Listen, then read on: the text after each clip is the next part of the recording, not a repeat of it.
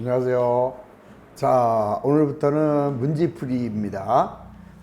핵심 요약을 하면서 문제풀이로 들어가도록 이렇게 하겠습니다. 자, 교재 14페이지. 자, 부기와 회계. 자, 이게 뭐 너무 쉬운 거죠? 자, 부기라고 하는 것은, 자, 우선 부기와 회계의 개념은, 자, 회계라고 하는 것은 기업 실체의 경제적인 사건을 정보 이용자에게 제공하는 것, 정보 이용자에게 제공하는 것을 요거를 회계라고 하는 것이고, 자, 부기라고 하는 것은 이러한 기업 실체의 경제적인 사건을 장부에다가 기록하는 것이 부기다. 이렇게 정리하시면 되죠. 그러니까 간단하게 얘기해서 어떤 그 기업이 하나 있어요. 자, 그러면 이 기업의 이해관계자는, 자, 이해관계자는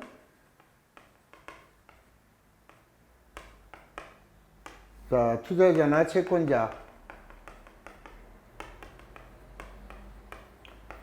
투자자, 채권자, 그 외에는 뭐 종업원이라든지 거래처라든지, 자, 그 다음에 요즘에는 뭐 고객, 자, 그 다음에 정부 많죠. 자, 근데 이 많은 이해관계자 중에서 대표적인 이해관계자를 우리는 투자자나 채권자라고 하고, 자, 투자자나 채권자는 기업에다가 자금을 투자하거나 빌려주게 되죠. 자, 얘를 투자하거나, 그 다음에 채권자는 대여하죠.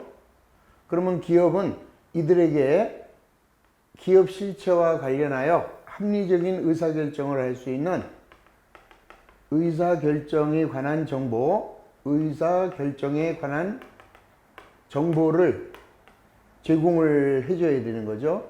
자, 제공하는 것이 회계고, 그러면 이러한 의사결정을 할 수 있는 정보를 제공하기 위해서는 그 의사결정에 필요한 정보를 생산해야 한다.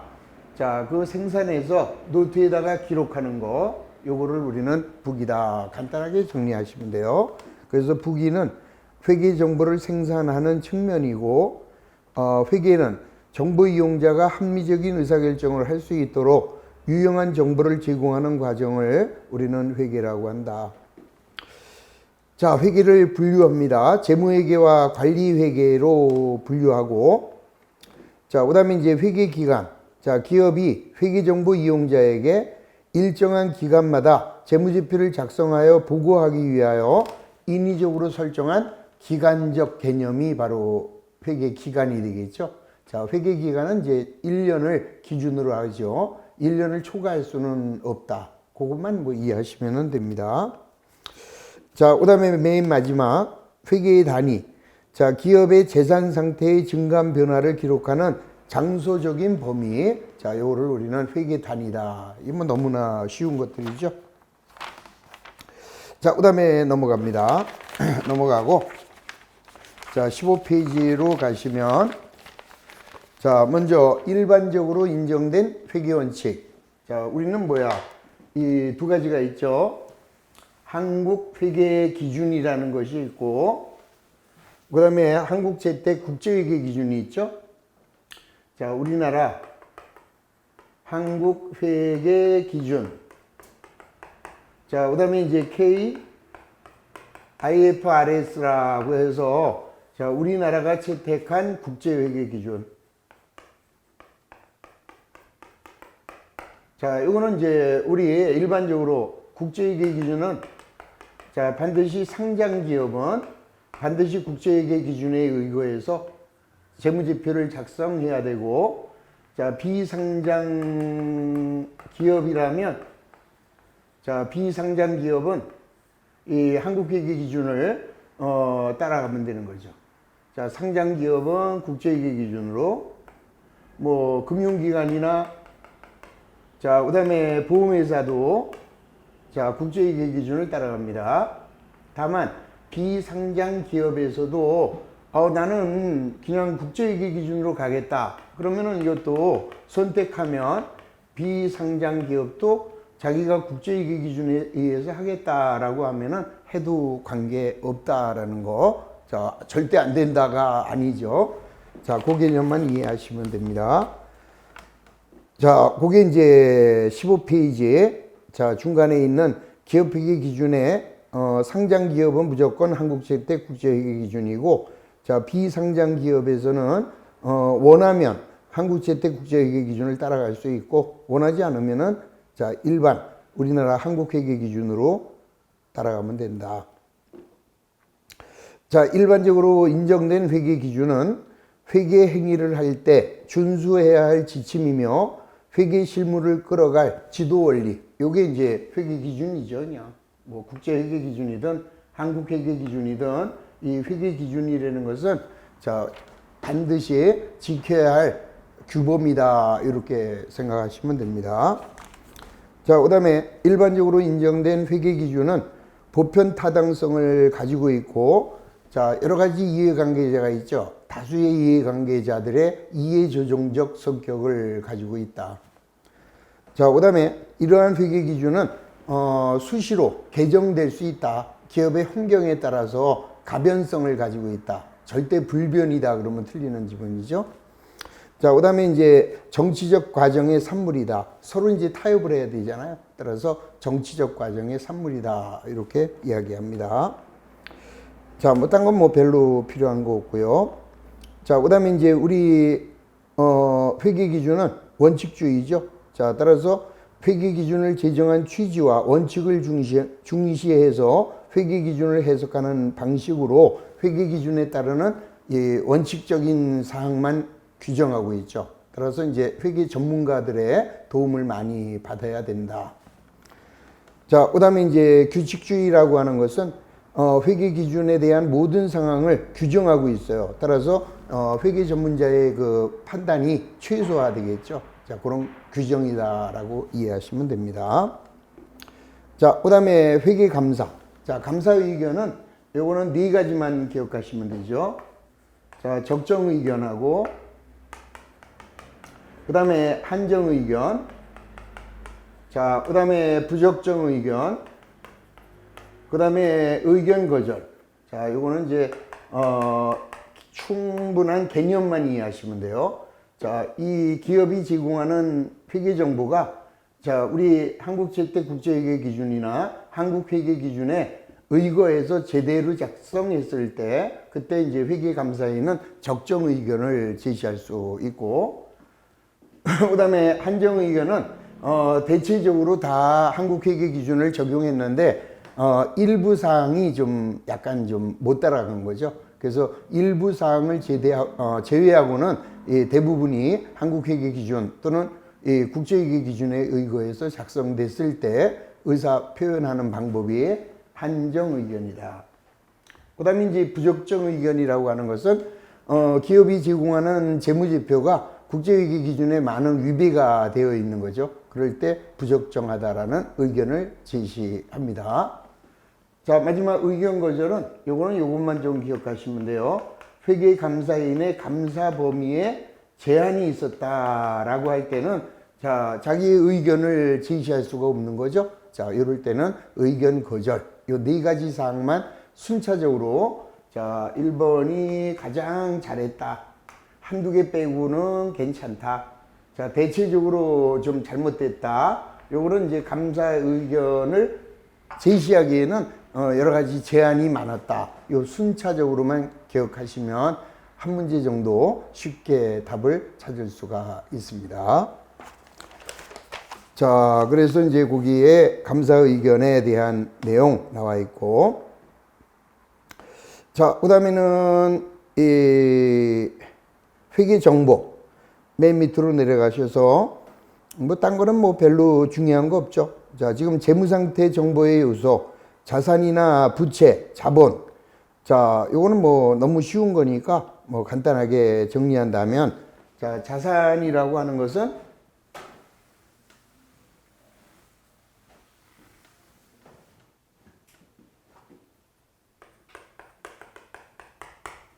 자, 기업이 소유하고 있는 모든 재화나 자, 권리 요거를 자산이라고 했고, 그 다음에 부채는 기업이 타인에게 갚아야 할 의무를 우리는 부채.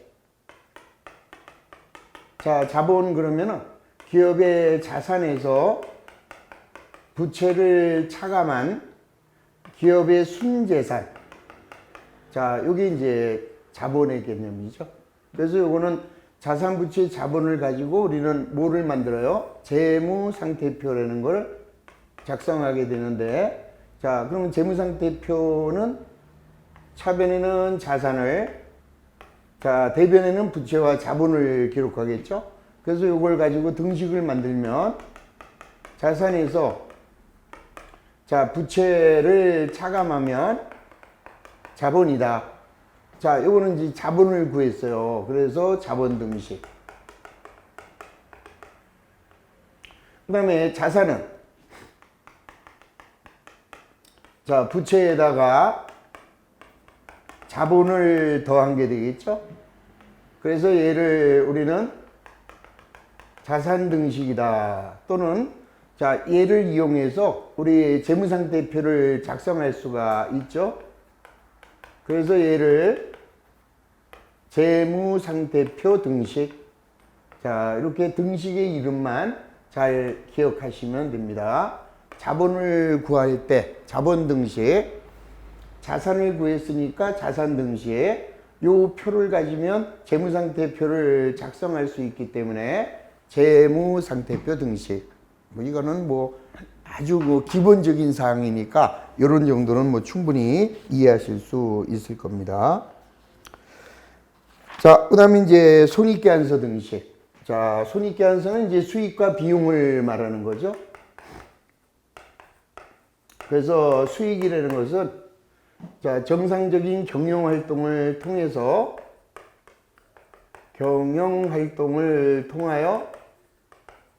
자본의 증가가 이루어지면 자, 얘를 수익이라고 하는 거죠. 다만 중요한 게 경영활동을 통해서 자본이 늘어나야지 주주와의 자본 거래를 통해서 자본이 늘어났다면 요거는 수익이 아닌 거죠. 뭐 출자자가 1억을 투자했다가 5천만 원을 더 추가 출자했다. 그러면 추가 출자한 거지 우리 기업이 벌어들이는 것은 아니죠. 자, 경영활동을 통하여 자본의 감소를 가져다 주면 자, 얘는 이제 비용이 되는 거고, 이때도 역시 마찬가지죠. 자, 주주와의 자본 거래를 통해서 자, 자본이 마이너스 됐다. 그럼 결국 자기가 투자한 돈을 도로 빼간 거죠. 그거는 비용이 될 수 없다. 그래서 여기서 나오는 개념은 자, 총 수익에서 자, 총 비용을 차감하면 요게 이제 순이익이 되는 거고, 반대로 총 비용에서 자, 총 수익을 차감하면 요거는 이제 순손실 이렇게 되겠죠. 자, 그래서 요거를 가지고 이제 우리가 손익계산서를 작성할 수 있다. 그러면 손익계산서는 자, 우리가 이제 어떻게 작성을 해요?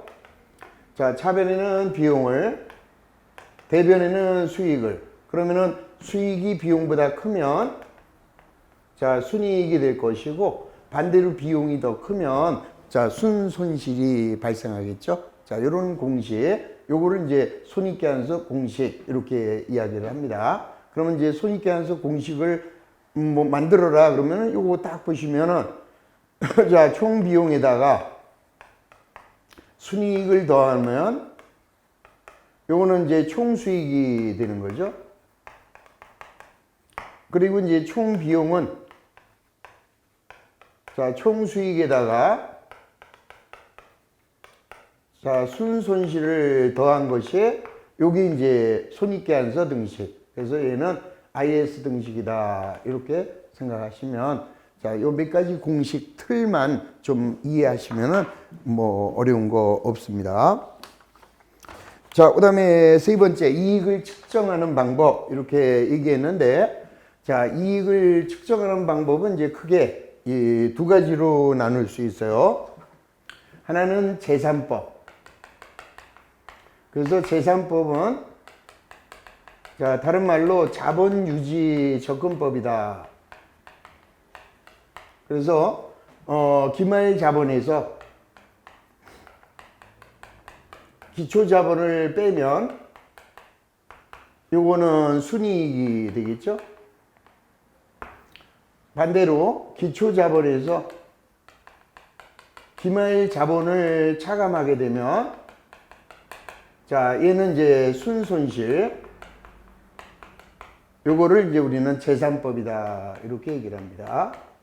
자, 자본 유지 접근법이라고 하고 자, 또 하나의 공식은 이제 손익법. 그리고 얘는 거래 접근법이다. 자, 거래 접근법이라고 해서 자, 얘는 이제 총 수익에서 총 비용을 차감하면 순이익이다. 그 다음에 이제 총 비용에서 총 수익을 차감하게 되면 자, 얘는 이제 순손실이 되겠죠. 자, 이렇게 되는 거고 그리고 가장 중요한 것은 계산법으로 순이익을 구하거나 손익법으로 순이익을 구했을 때 그 결과는 반드시 같아야 된다라는 거 그것만 좀 이해하시면은 뭐 지금 오늘 배운 거는 가장 기본적인 회계 사항이기 때문에 이런 문제 틀린다면은 좀 심각하게 고려하셔야죠. 자, 기초회계에 다 나왔던 내용들. 자, 먼저 이제 그 정도 개념을 가지고 우리 예상 문제로 한번 들어갑니다. 자, 1번. 회계정보의 기능, 역할, 적용 환경에 관한 설명으로 옳지 않은 것이다.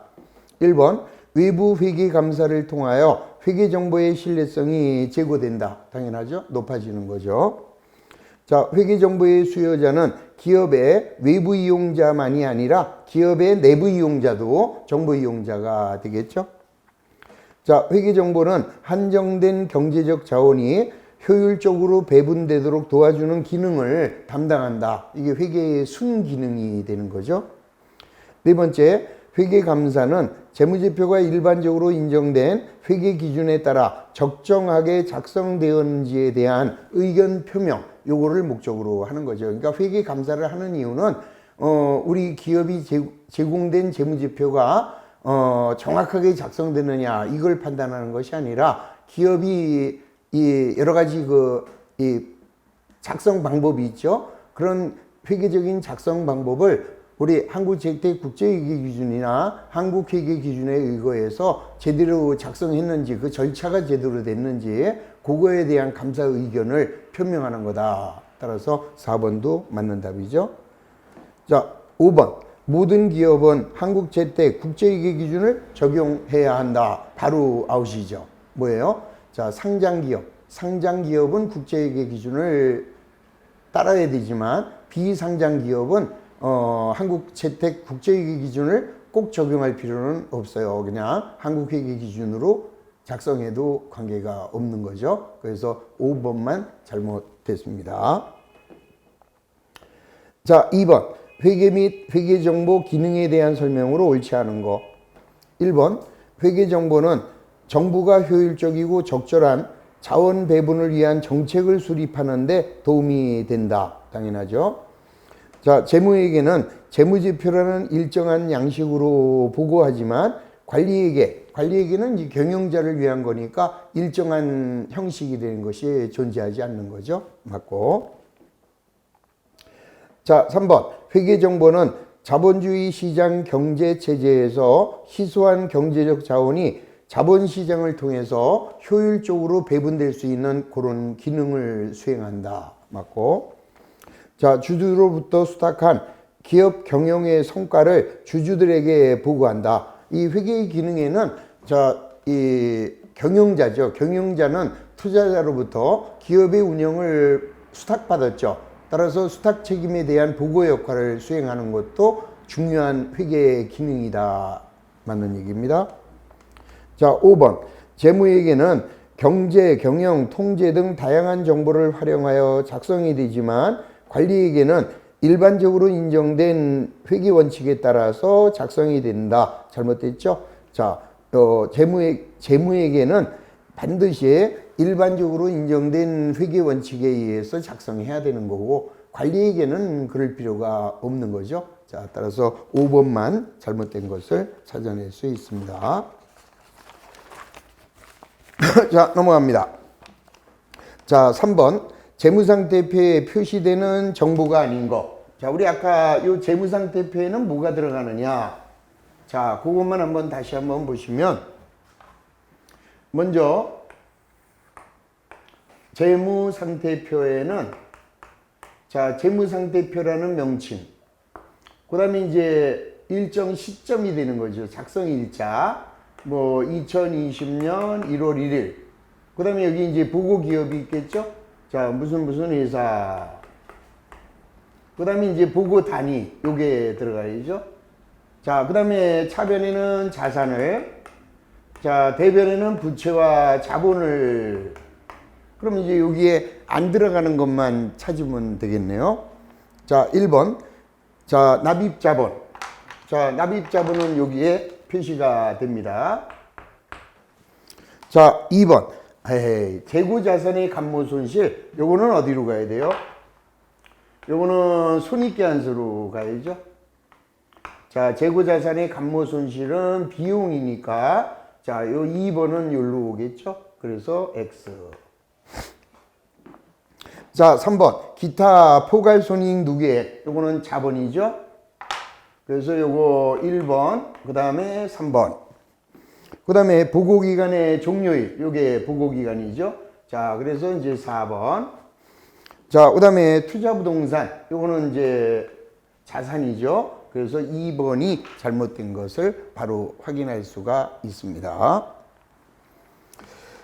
자, 4번. 다음 중 자산으로 기록할 수 없는 거.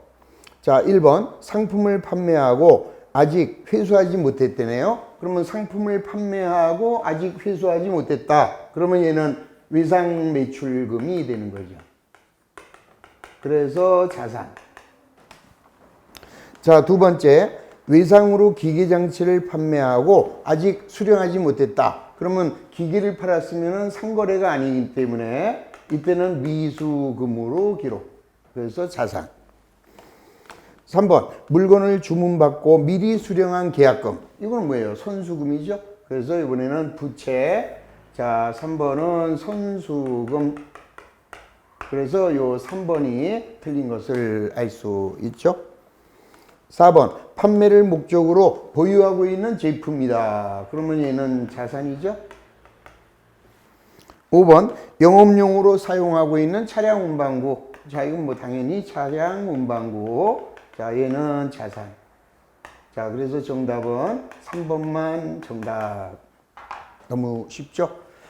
자, 이제 가면서 시간이 많이 모자랄 거예요. 그래서 불필요한 거, 너무 쉬운 거는 제끼겠습니다. 그러면 여러분들이 제꼈다고 해서 그거는 이제 제가 판단할 때 이 정도는 누구라도 다 하실 거다라고 제꼈어요. 근데 여러분들이 해보니까 도무지 해설을 봐도 뭐하고 하다. 그럴 때는 바로 질문 올려주시면 됩니다. 그러면은 그 다음 강의 때 여러분들이 질문하신 거를 하나하나 또 도와드리도록 이렇게 하겠습니다.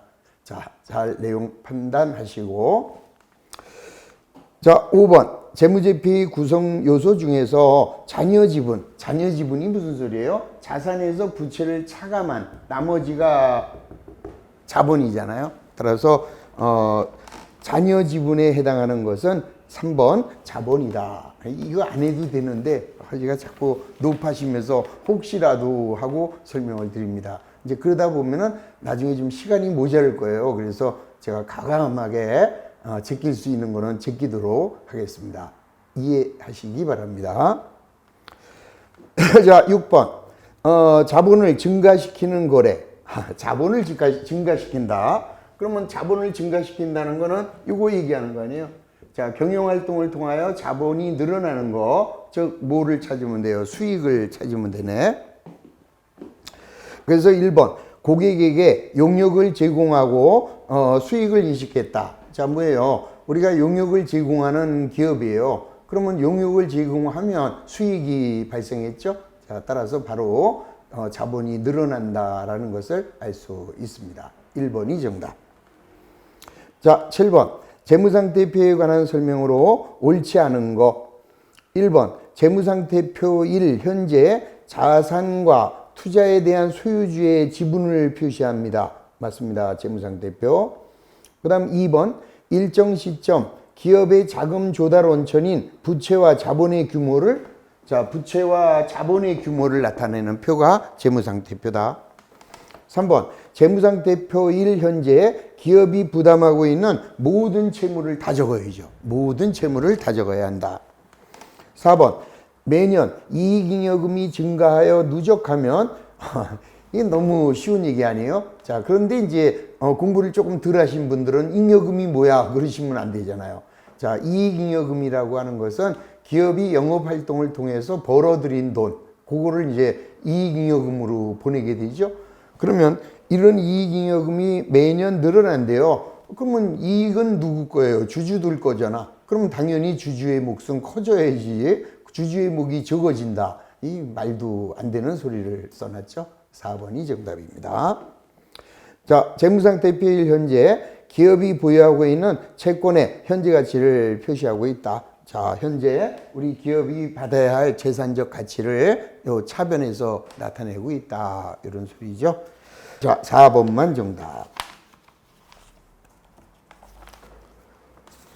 자, 넘어갑니다. 21페이지에 자, 포괄 손익계산서에 표시되는 계정 과목이 아닌 거. 자, 요거는 뭐예요? 이제 수익과 비용에 들어가는 거. 요거 아닌 거 찾아라. 이것도 사실 할 필요가 없는데 좀 한 번 더 하죠 뭐. 자, 선수이자, 선수 먼저 받았잖아요. 그러니까 중요한 거는 뒤에 말이 중요한 게 아니라 이자가 중요한 게 아니라 이자면 이자 수익이나 이자 비용인데 그 앞에 뭐가 붙었어요? 먼저 받은 이자. 그러니까 얘는 부채에 해당되는 거죠. 그래서 바로 1번이 답이죠. 자, 사채 상환 손실 비용입니다. 수수료 수익, 수익이죠. 자, 법인세 비용, 비용이고 유형자산의 자, 재평가 이익이다 그랬어요. 그러면 얘는 어디로 가요? 유형자산의 재평가 이익. 요거는 어디로 가야 되겠어요? 유형자산의 재평가 이익. 자, 우리가 이제 두 가지가 있었죠. 유형자산을 재평가하여 손실이 나오면 바로 단기 비용으로 가는 거고, 유형자산을 재평가하여 이익이 생겼다. 그러면 이제 기타 포괄 손익으로 가야 되는 거죠. 자, 그래서 자, 여기에서 포괄 손익계산서에 표시되는 계정 과목이 아닌 거. 그러면은 우선 1번 선수이자하고 그 다음에 5번 유형자산의 재평가 이익. 요거는 포괄손익계산서에 표시되는 계정이 아니라 요거는 어디로 가야 돼요? 일반적으로 재무상태표로 가는 계정이죠. 그래서 정확하게 말씀드린다면 1번하고 5번하고 자, 요 두 개가 손익계산서에 표시되는 계정이 아니다. 이렇게 생각하시면 돼요. 근데 이제 중요한 게 여기서는 답을 하나만 딱 골라야 되잖아요. 하나만 딱 골라야 한다면은 이거는 뭐만 들어가야 돼요? 선수이자 이것만 돼요. 왜냐하면은 우리가 이제 손익계산서를 그리게 되면 여기에 저 뭐 있어요? 기타 포괄 손익이 여기에 또 들어간단 말이죠. 그러니까 우리는 하나만 딱 고르는 거잖아요. 하나만 고르는 거니까 선수이자 요거 하나만 고르셔야 돼요. 왜냐하면 유형자산의 재평가 이익은 기타 포괄 손익 항목이지만 이 기타 포괄 손익 항목은 손익계산서에 다시 한번 기록이 된다라는 거를 생각해 보시면 돼요. 자, 여기다가 손익계산서 양식을 한 번 더 도와드립니다. 자, 우리가 이제 손익계산서를 그리면 자, 대변에는 매출, 자, 차변에는 매출 원가, 그러면 여기에서 매출이익이 나오죠. 그러면 여기에 매출이익을 열로 쓰고, 그 다음에 이제 여기에 영업과 관계없는 영업의 수익이 들어가요. 그 다음에 여기에는 영업의 비용이 들어가고, 그러면 요거에서 요거를 뺀 거, 요게 이제 법인세 차감 전 순이익이죠. 자, 법인세를 차감하기 전에 순이익. 그러면 여기 나와 있는 법인세 차감 전 순이익을 오른쪽에 보내요. 그러면 여기서 법인세를 빼게 되면 여기 이제 당기 순이익이 되죠. 그랬다가 당기 순이익이 이쪽으로 온 다음에 여기에 이제 기타 포괄 이익이 들어가죠. 그 다음에 여기에 기타 포괄 손이익이 들어가고 손실. 그러면 여기서 이제 총 포괄 이익이 나오게 되잖아요. 이렇게 나오기 때문에 지금 나와 있는 유형자산의 평가, 재평가 이익은 여기에 또 한 번 기록이 되잖아요. 그래서 정답은 요거 아까 선수이자 요것만 정답이 된다라는 것을 정확하게 이해하셔야 되는 거죠. 자, 그래서 우리 손익계산서의 양식 잘 좀 기억해 두시면 이게 바로 요거까지 기록하는 게 요게 바로 포괄 손익계산서가 되는 거죠. 그래서 그 8번에 5번은 아니다라는 것을 정확하게 이해하셨으면 좋겠습니다. 자, 9번. 자, 우리나라 주식회사는 일정한 기준을 충족하는 경우 의무적으로 공인회계사로부터 외부 감사를 받아야 한다. 자, 이와 같이 공인회계사로부터 매년 감사를 받는 이유. 이것만 너무 쉬운 얘기죠. 자, 4번입니다. 자, 독립된 외부 전문가의 검증을 통하여 회계정보의 신뢰성을 확보하기 위해서 일반적으로 자격증이 있는 공인회계사로부터 감사를 받는 거죠. 자, 그거는 간단하게 이해하셨으면 좋겠습니다. 자, 10번. 독립된 외부 감사인이 충분하고 적합한 감사 증거를 입수하였고, 자, 왜곡 표시가 재무제표의 개별적이나 또는 집합적으로 중요하지만 전반적으로는 그렇지 않다. 그러면 일부만 잘못됐다라는 거죠. 자, 이럴 때에는 한정 의견을 제시하면 될 것이다. 그러니까 우리 아까 그 감사 의견 4가지, 요거는 순차적으로 쫙 기억해 놓으시면은 이런 문제는 하나 거저 죽는 문제가 되는 것이죠. 자, 넘어갑니다. 자, 11번. 주식회사 대안에 X1년도 수정 후 시산표의 계정 잔액이 다음과 같대요. 그러면은 X1년도 말 자본의 총계는 얼마겠느냐. 이제 이런 문제가 자, 어떻게 보시면은 처음에 많이 어려워요, 사실은. 근데 이제 문제를 보면서 쓸데없는 거를 골라낼 수가 있어야죠. 지금 뭐라고 그랬습니까? 자, X1년 말 자본 총계. 그러면 이제 재무상태표를 찾아가지고 왼쪽에는 자산을, 오른쪽에는 부채를 이렇게 써주시면 되잖아요. 그러면 수익과 비용은 필요 없는 거죠. 자, 이렇게 거놓고 계정 과목을 뭐하러 씁니까? 자산이면 왼쪽, 부채면 오른쪽. 그래서 왼쪽에서 오른쪽을 빼면 그게 답이죠. 자, 시작합니다. 자, 매출 채권, 자산. 자, 매입 채무, 부채. 자, 건물, 자산. 89,800원. 현금, 자산. 자본금. 자, 자본의 총계를 물어봤어요. 그러면 자본금은 뭐하러 써요? 자본금은 쓸 필요가 없는 거죠. 자, 그 다음에 보험료, 비용, 급여, 비용, 용용 매출, 수익. 자, 중간 배당. 자, 배당이니까 할 필요 없어요. 자, 이익잉여금, 그것도 자본이니까 내버려 두세요. 감가상각비, 비용. 자, 단기차익금은 부채. 끝났잖아요. 그러면 이렇게 써주면, 자, 요게 자산이고 요게 부채니까 자산에서 부채를 차감한 나머지가 우리 회사의 자본이 되는 거죠. 어렵게 생각하지 마시고 해당되는 것만 딱딱 집어넣는 거예요. 그러면 3,600원에 89,800원에 자, 7,800원. 자, 더하면은 101,200원이네요. 자, 거기에서 3,450원, 14,000원 빼면은 자, 83750이 우리 회사의 자본이구나. 간단하게. 이런 거 가지고 1분 이상 걸리면 좀 심각한 거죠. 그래서 정답 3번이 정답이 되는 거다. 자, 12번도 똑같습니다. 자, 다음은 주식회사 대안의 기말 현재 각 계정 과목에 대한 잔액이고 괄호 안에 들어갈 금액. 그럼 이거하고 똑같은 문제죠. 그러면 자, 이렇게 집어넣으시고 자, 여기가 이제 K예요, K. 자, 교통정리. 자, 현금은 자산, 단기 대여금 자산, 매출채권 자산. 자, 손실충당금은 그냥 부채로 보시면 돼요. 원래는 자산의 매출채권에서 마이너스 하는 형식인데 어차피 빼서 쓰나 오른쪽에 쓰나 답은 똑같죠. 자, 그 다음에 상품. 자, 그 다음에 건물. 그 다음에 매입채무 부채. 자, 그 다음에 사채, 부채. 자, 자본금이에요. 자, 자본금 얼마인지 모릅니다. 그 다음에 이익잉여금은 자, 자본에 초과하는 금액이니까 이익잉여금은 2,500원. 자, 이러면 끝나잖아요.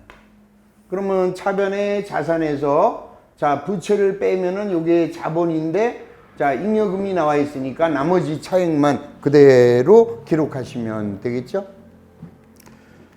자, 1,800원 플러스 1,200원, 2,670원, 850원, 플러스 4,000원. 그러면 1,520원.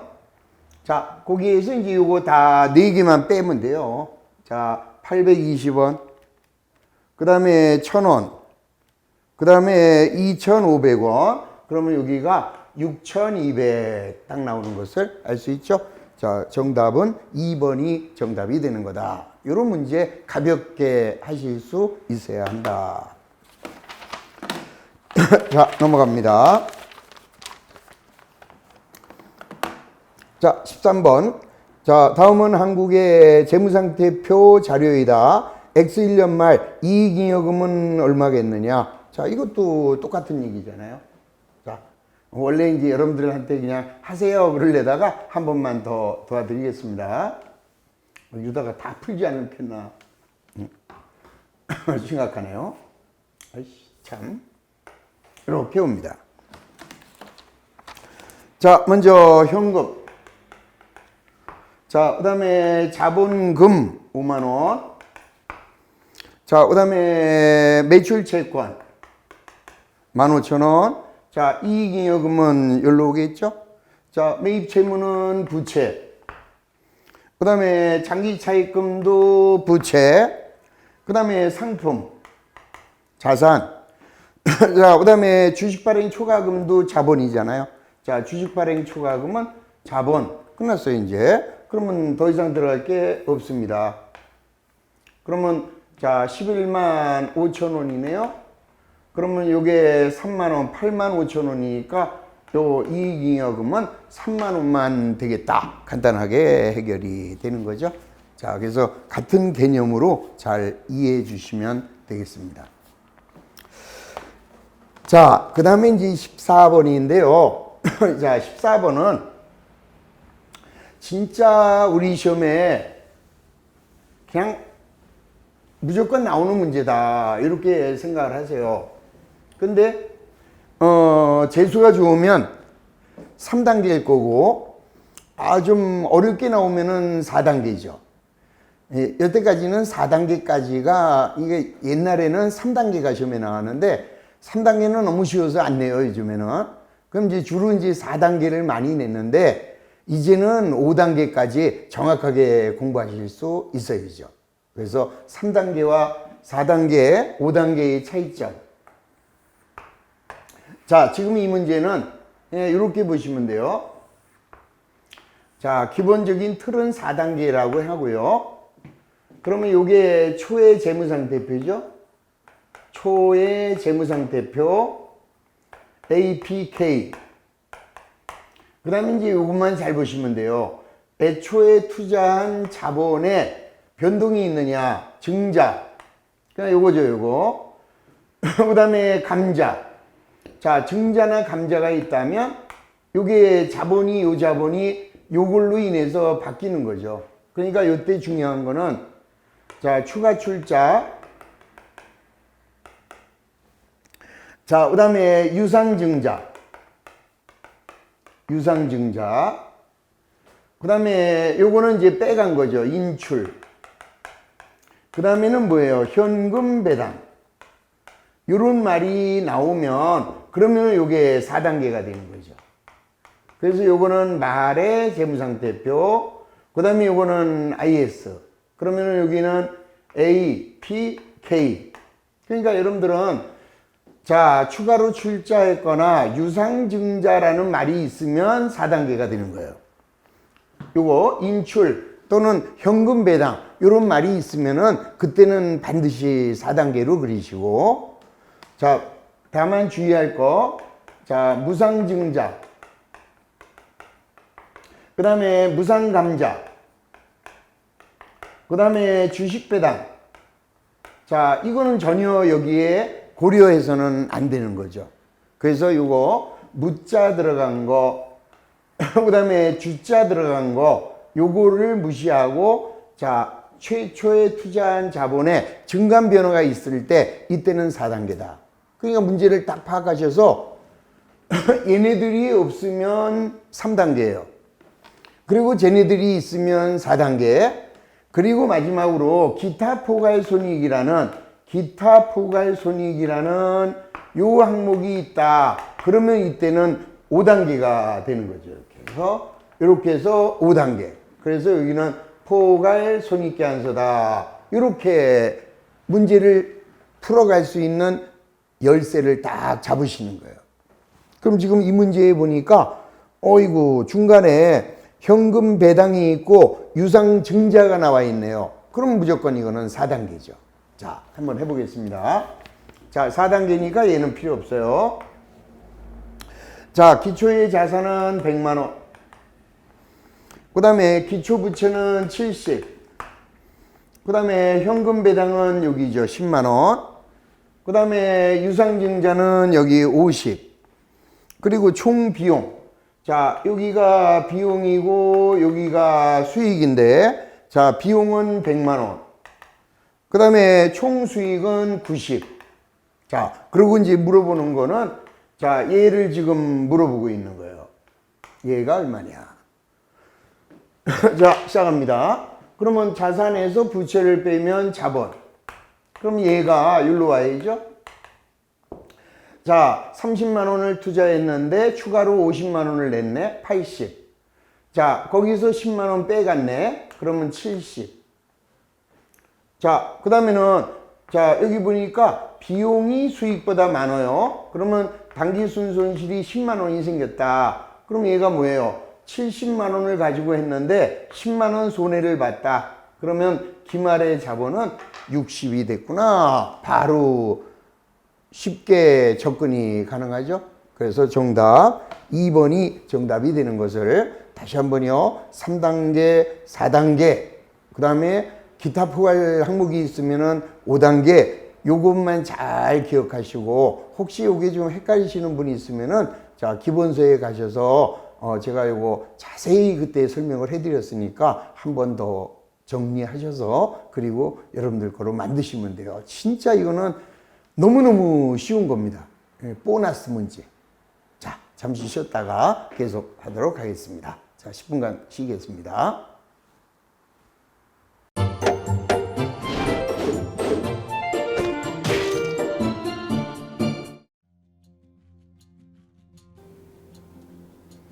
여러분 안녕하세요. 주택관리사 회계 원리를 담당하는 김향수입니다. 여러분들이 주택관리사 공부를 하다 보면 방대한 양의 자료를 봐야 합니다. 하지만 그것을 일일이 다 출력을 하거나 보관을 하는 데는 여러분들이 불편함이 있습니다. 이를 해소하기 위해 핸드폰을 활용할 수 있는데요. 네이버 밴드라는 어플을 통해 필요한 자료를 보거나 다운을 받을 수 있습니다. 이 네이버 밴드를 활용하는 방법을 알려드리도록 하겠습니다. 자, 1단계. 자, 네이버 밴드 어플을 다운받습니다. 가장 먼저 안드로이드 버전은 플레이 스토어를 클릭합니다. 아이폰은 앱스토어에서 하시면 됩니다. 그 다음 검색창에서 네이버 밴드를 검색하시고 다운 혹은 설치를 클릭하시면 됩니다. 2단계 밴드 어플에서 주스모를 검색합니다. 설치가 완료되면 어플을 눌러 밴드를 실행시키겠습니다. 밴드 어플을 누르면 이측 상단에 돋보기 모양의 아이콘이 보입니다. 이 돋보기 부분을 클릭하면 맨 위쪽 하얀 공간이 생기는데요. 이곳을 눌러 주수모라고 검색을 합니다. 자, 검색 결과로 주택관리사 수험생 모임이라는 밴드가 뜹니다. 검색 바탕에 하얀 글자의 밴드입니다. 여기를 누릅니다. 3단계 해당 주스모 밴드로 들어갑니다. 이 밴드는 주택관리사를 공부하는 수험생들을 위한 밴드입니다.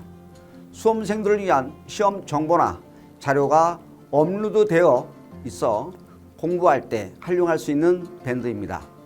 보시는 것과 같이 공지사항이나 강의 자료가 제공되고 있습니다. 4단계 또 다른 꿀팁 모바일 일일 학습입니다. 이제 핸드폰으로 짬 시간을 활용하여 공부하는 학습법을 알려드리겠습니다. 자료 페이지에서 뒤로 가기를 누르면 처음 봤던 페이지가 뜹니다. 여기서 내려가 보세요. 모바일 일일 학습이란 코너가 보입니다. 이 부분을 누르면요, 교수님들이 매일 업데이트하고 있는 강의 자료들이 보입니다. 핵심 부분이라고 할 수 있는 문제들이 나열되어 있고요. 더 아래로 내려가면 정답과 해설 부분도 있습니다. 맨 아래 부분을 보시면 이렇게 댓글 쓰기도 남길 수 있고요. 스마일 부분을 눌러 좋아요로 표시할 수도 있습니다. 짬을 내어 스스로 학습한 뒤 모르는 부분을 질문도 할 수 있고 하루 동안 공부했던 것을 정리하거나 공부한 소감을 적으실 수 있습니다.